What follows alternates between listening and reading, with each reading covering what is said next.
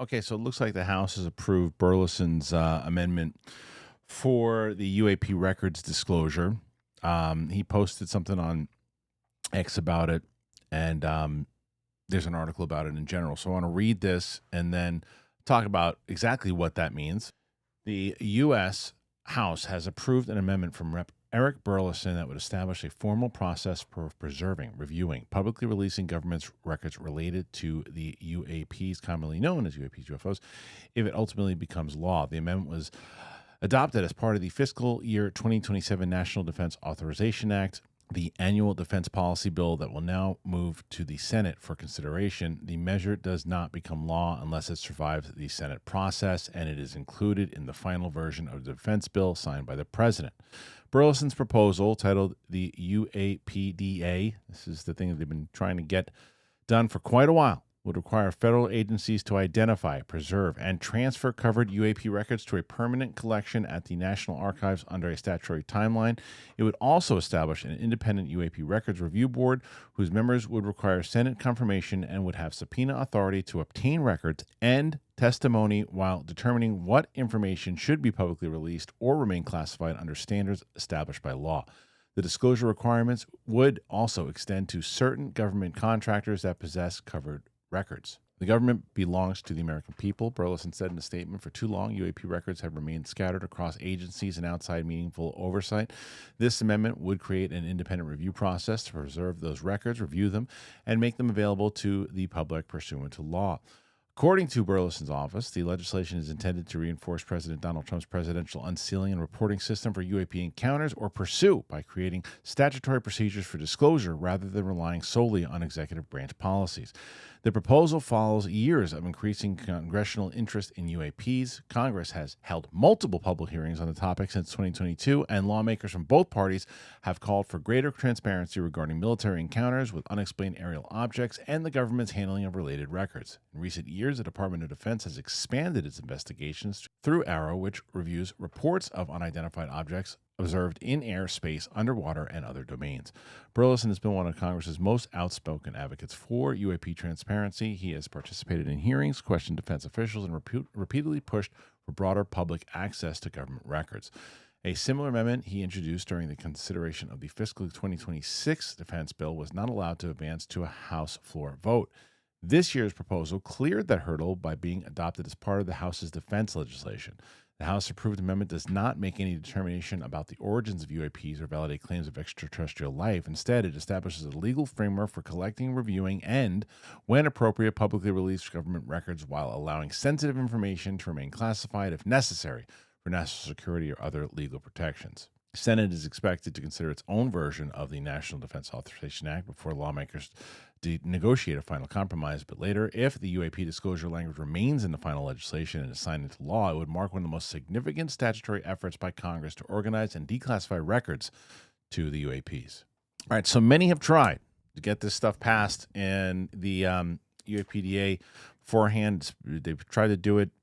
Schumer tried to do it. Garcia tried to do it. I think Burchett maybe tried to do it. Maybe I'm wrong. Nobody could really get it done.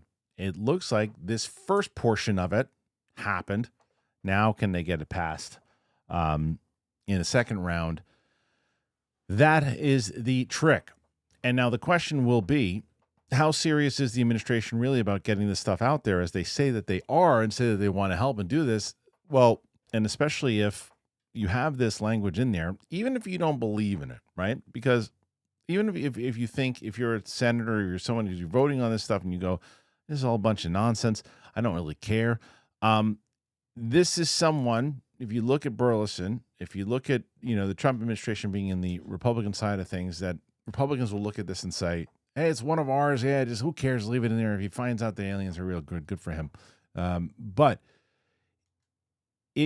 and there's a lot of people on both sides, it's a bipartisan idea that feels like, let's really try to figure out what's going on here. The question is, will the people who have consistently blocked this stuff in the past, or become people who have become blockades for this in the past, still be able to succeed? Because there seems like there's more higher ups now that are actually saying, okay, yeah, let it go. Let's see how it goes, how it passes. And let's see what's really out there and see if we can get to the bottom of this.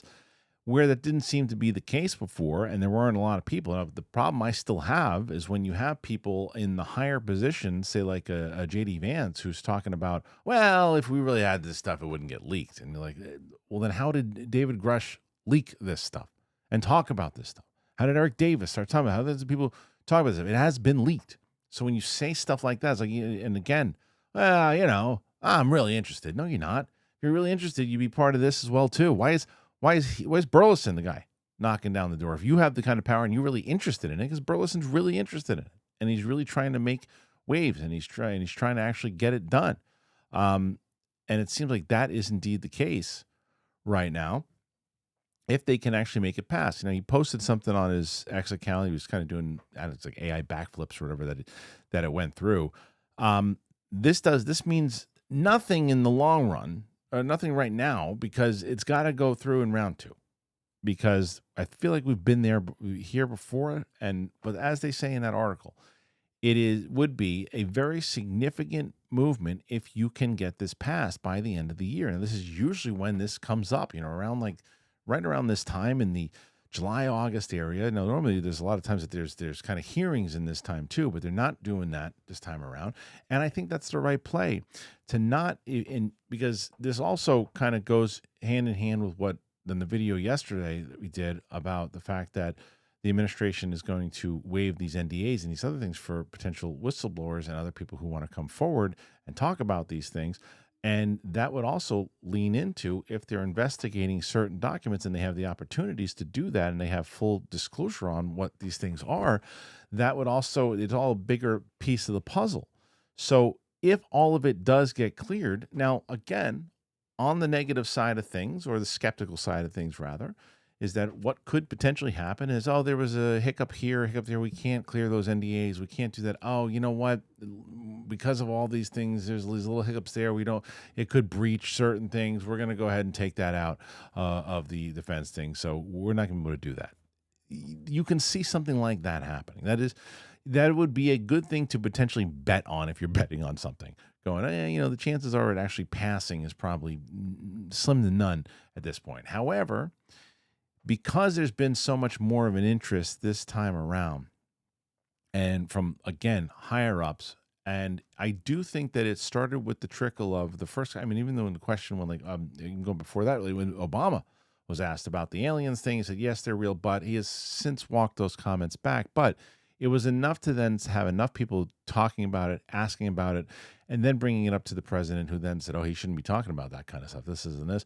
And then two days later said, I'm going to release all this. And it's this trickle effect, because then it gets to the people who have been running this, whether it is, again, the Burlisons and the Garcias and the Moskowitz and Luna and all these people who have done these things. Then they say, okay, well, we got him on our side. Now let's use this to help us get forward. And you look at what Burlison has been doing.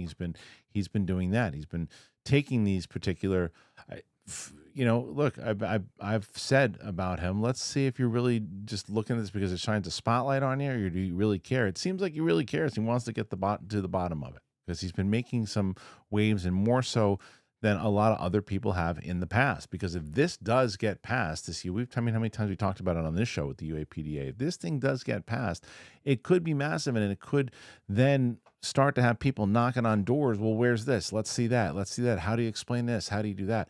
And you'd really have to enforce it if it is part of this overall thing that is approved. But I don't know. I don't ever say, well, this is it. This is a big thing. This is huge. Because I just have seen too much of the people who throw the roadblocks in. But I got to ask you guys, what do you think? Is this something that is going to cause waves? Is it actually going to be passed in the second round here? What say you? Put your thoughts in there. Let me know. I hope you have a great weekend. I'll talk to you guys real soon. Bye. I've never been a nicotine guy, ever. Just haven't. I smoked in the past. Made me feel not good.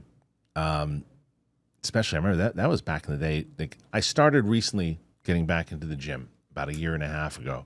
And way back in the day when I did, I remember that was like during that week or two that I was smoking, having cigarettes. And I remember just not having the energy. I didn't have that great recovery time. I felt like I was on edge, and that was within like a week or two of smoking. So a lot of people do actually use nicotine for pre-workout, thinking that it's going to make their workouts and pumps better. And the reality is actually the complete opposite. Nicotine's actually detrimental to your workouts because it's a vasoconstrictor. It narrows your blood vessels and restricts oxygen delivery to muscles, which can directly counter the pump that you're looking for when you want to get out of your workout. So that's why, and I have been, my buddy who was relying on nicotine for a little bit, I introduced him to the Ultra pouches, and they really have been a complete game changer for his workouts and energy levels in general. When they came to sponsor the show, it was about, I don't know, I think it was about 3-4 months ago, and they've really been working tremendously for him. They give instant focus, energy boosts. They use clinically proven nootropics and adaptogens to deliver immediate focus and smooth energy that lasts 1 to 2 hours. They're the perfect solution for the people who take their health seriously but want an energy boost. So even talking to my buddy about the pouches, immediately he said he's getting so much better of a pump during the workouts with all the energy that he has. He didn't even know it was possible to feel this energized and focused without any nicotine or caffeine. So the one thing that he did tell me, which I loved, and I said, well, I'm going to tell people about that, is he's getting better sleep. He's just not great with the sleep, but nicotine pouches and caffeine, what they do is they spike your heart rate at night, which kill your body and your brain's ability to recover. So Ultra pouches, they have a shorter half-life than caffeine, so they won't disrupt your sleep. They have really cool flavors to it, too. They have cool mint, wintergreen, tropical, watermelon. It's awesome. So Ultra is the ultimate guilt-free pouch, delivering instant focus, mental clarity without nicotine or caffeine. New customers can use that code DTE, get 15% off at takeultra.com. That's takeultra.com for 15% off with that code DTE. And you're going to purchase it, and they're going to say, where'd you hear about us? You tell them that DTE sent you, support the show, and tell them that we sent you over there. Ultra.